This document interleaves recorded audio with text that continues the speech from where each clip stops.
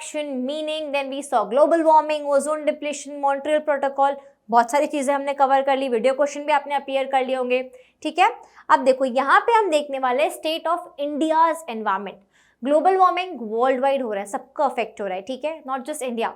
Ozone depletion world wide हो रहा है, सबको अफेक्ट हो रहा है, नॉट जस्ट इंडिया। बट यहाँ पे हम पर्टिकुलरली किसके बारे में डिस्कस करेंगे, इंडिया के बारे में, state of India's environment. So let us start with that. India has abundant natural resources in terms of rich quality soil, hundreds of rivers and tributaries, lush green forest, plenty of mineral deposits, etc.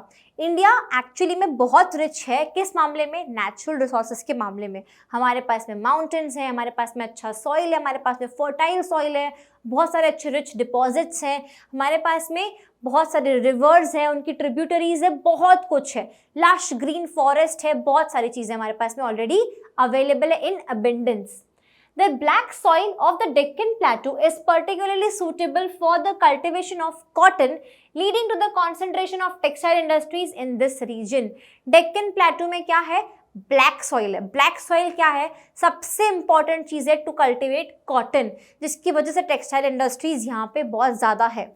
Now the Indo-Gangetic plains spread from the Arabian Sea to Bay of Bengal are one of the most fertile, intensively cultivated and densely populated regions in the world. क्या बोला जा रहा है, Indo-Gangetic planes, तो यहाँ पे कहाँ पे है ये, अरेबियन सी से कहाँ तक जाते हैं, बे ऑफ बंगाल तक, ठीक है। अरेबियन सी नीचे यहाँ पे है, ठीक है, अरेबियन सी से बे ऑफ बंगाल नीचे साउथ वाला साइड पूरा, ठीक है। वहाँ पे क्या बोला जा रहा है कि बहुत सारी जगह है जहाँ पे बहुत ज़्यादा कोस्टल एरियाज हैं, बहुत डेवलप्ड हैं, ठीक है, वहाँ पे बहुत डेंसली पॉपुलेशन भी है, क्योंकि वहाँ पे क्या है, अगर प्लेन फर्टाइल है तो कल्टीवेशन, फार्मिंग ईजी हो जाती है, प्लस वहाँ पे पानी अवेलेबल है ना, क्योंकि आप कोस्टल रीजन में रहते हो, तो ऑफकोर्स लोग वहाँ पे ज़्यादा रहेंगे, फार्मिंग वहाँ पे ज़्यादा होगी, cultivation more, population more. Now India's forest, though unevenly distributed, provide green cover for a majority of its population and natural cover for its wildlife. हमारे पास में डिस्ट्रीब्यूशन थोड़ा अनइवन है, but still we have enough forest, जिसकी वजह से हमारी wild life भी protected है। Now next is large deposits of iron ore and coal and natural gas are found in the country. India alone accounts for nearly 20% of world's total iron ore reserves. हमारे यहाँ पे क्या है, iron ore बहुत available है, ठीक है, iron के छोटे छोटे टुकड़े होते हैं, वो ज़्यादा अवेलेबल है, बड़े बड़े रिजर्व्स हैं इसके, and India alone accounts for how much, 20% of iron ore reserves. Bauxite, copper, chromite, diamonds, gold, lead, lignite, manganese, zinc, uranium, etc. are also available in different parts of the country. These are all kinds of metals जो हमारी country में already बहुत ज़्यादा मात्रा में available है।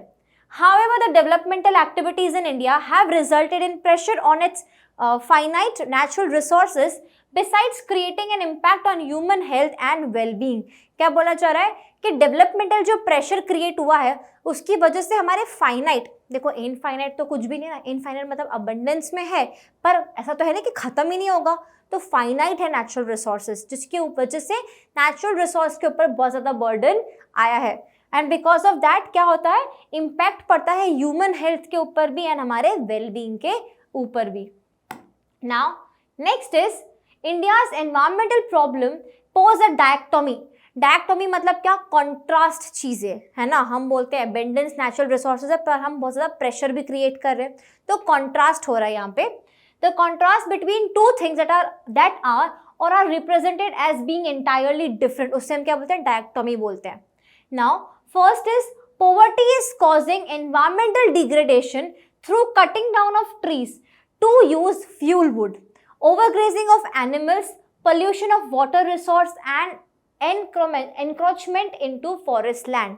क्या बोला जा रहा है यहाँ पे कि हमारे जो यहाँ पे लोग पुअर है, उनके पास में गैस अवेलेबल नहीं है, वो पैसा बचाना चाहते हैं, तो वो लोग क्या यूज़ करते हैं, फ्यूल वुड यूज़ करते हैं, जिसकी वजह से वो लोग ट्रीज कट करते हैं, डिफॉरेस्टेशन होता है, प्लस उन्हीं के पास में कैटल्स है, जो पुअर है वही वो ये सारा काम करते हैं, एग्रीकल्चर है या फिर कैटल्स को लेके जाना, शेपर्ड वाला काम, तो वो ओवर ग्रेजिंग भी होती है एनिमल्स की, तो उसकी वजह से भी हमारे यहाँ पे एनवायरमेंट को अफेक्ट हो रहा है। प्लस क्या हो रहा है, पोल्यूशन ऑफ वाटर भी वो लोग ही करते हैं ज़्यादा, because they sit on the river side and they wash their clothes, utensils, they drink that polluted water also. They are polluting and also drinking such polluted water, which is not good for them also. Along with that, encroachment into forest land. Forest land पे जाना, रहना, वहाँ पे घर बसा के रहना, ये सब भी पुअर लोग कर रहे हैं। तो क्या है, पोवर्टी की वजह से भी हमारे यहाँ पे क्या हो रहा है, एनवायरमेंटल डैमेज हो रहा है। डिफॉरेस्टेशन नॉट गुड, ओवरग्रेजिंग, हमारा सारा खराब हो जाएगा land, not good, water pollution not good for the environment.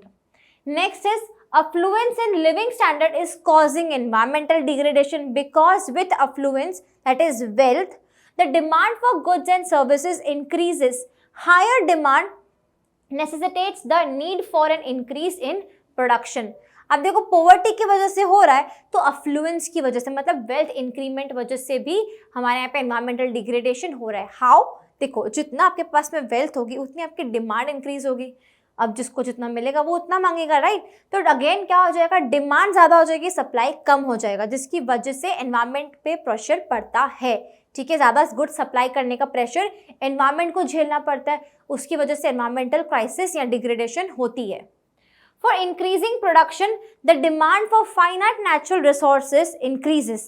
It raises the pollution resulting from more vehicles and industries. ठीक है, जितने व्हीकल्स, जितनी इंडस्ट्रीज इंक्रीज होगी उतना पोल्यूशन भी इंक्रीज होता है। दैट मीन्स डायरेक्टोमी क्या हो गई यहाँ पे कि पोवर्टी भी हटानी है पर बहुत ज़्यादा अफ्लुएंस भी नहीं चाहिए। मतलब अफ्लुएंस होगा, रिच वेल्थ होंगे, वेल्दी हो गए लोग तो भी हमारे क्या होंगे, एनवायरमेंटल डिग्रेडेशन होगी। प्लस बहुत पुअर लोग हैं तो भी उसकी वजह से भी एनवायरमेंटल डिग्रेडेशन हो रही है। ठीक है, जिसकी वजह से इंडिया बहुत एकदम कॉन्ट्रास्ट सिचुएशन में फंसा हुआ है।